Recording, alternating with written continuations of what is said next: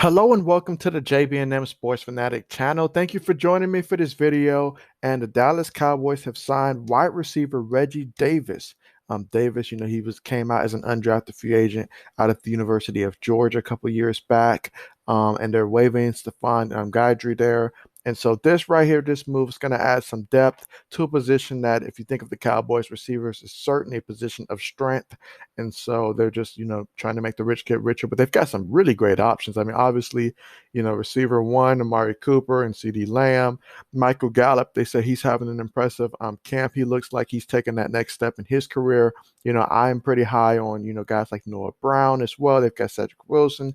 So, I mean, the list goes on. They are not short when it comes to receivers. So they have a bulk of receivers. So obviously they're just paying their due diligence at this point, bringing Reggie Davis in, take a look at him. And so he's going to have a steep competition, though. Guys like Johnny Dixon, Brennan Eagles. I know Aaron Parker, Brandon Smith, Malik Turner, TJ Vasher. There's a lot of receivers there for the Dallas Cowboys on their roster. So, but that's what you want, though. I mean, you definitely want to make sure that, from top to bottom, you're good to go, and anybody that goes out there, you feel confident in. So a little bit particularly about Reggie Davis, and we'll see what they have listed here when they're pretty much talking about, Dallas. Davis was with the Cowboys for part of the 2018 and 2019, season, spending time on their practice squad. So certainly there's that familiarity in which they know what, Davis can do. And kudos to Davis to be able to, make it in the NFL this far, since he came in undrafted and continue to get these opportunities with the Cowboys. So they obviously see something that they like, because they're a really stacked team at that position. And they said that he, remained a free agent since the Bears cut him back in May. Davis spent the past two training camps with the Bears and was on the team's practice squad in 2020. He also spent some time with the Falcons, Browns, and the Eagles. And so, yeah, so certainly one thing I will point out, just I remember, I guess the biggest thing I remember about him when it comes to his collegiate days is that there was this one big play that he was, and this is what motivates him. I'm mentioning it because it's one of his key motivators, that I believe they were playing Tennessee. And so, like, he got past a defender, it was pretty open, and he ended up dropping a huge catch for the Bulldogs in that game against Tennessee. And so, obviously, it's moments like that that can either make or break your career.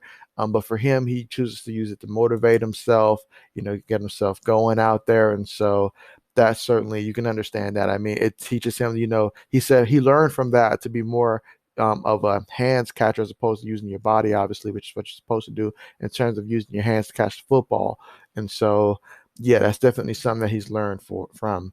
He's certainly, he's 6 feet, but he's relatively, still small, even though he's a receiver. And so that's not a huge deal.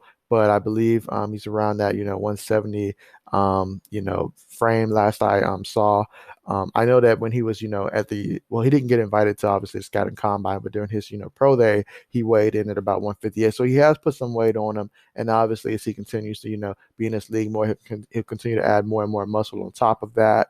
But yeah, certainly someone who's got a good amount of speed to him. It's just going to have to keep developing and keep, finding ways to get on the field. And when you are in the field, take advantage of those opportunities. But for right now, it's about him trying to make a roster at this point. Obviously, the Cowboys, they're pretty steep at the receiving position, but you're still auditioning not just for the current team that you're with, but around the league. So certainly a great opportunity for him. And then he gets to watch guys like CD Lamb, Amari Cooper, Michael Gallup and company, and see how they perform. So yeah, if you're Cowboys, you certainly understand what this is, so take a good look at them throughout camp and see how that goes.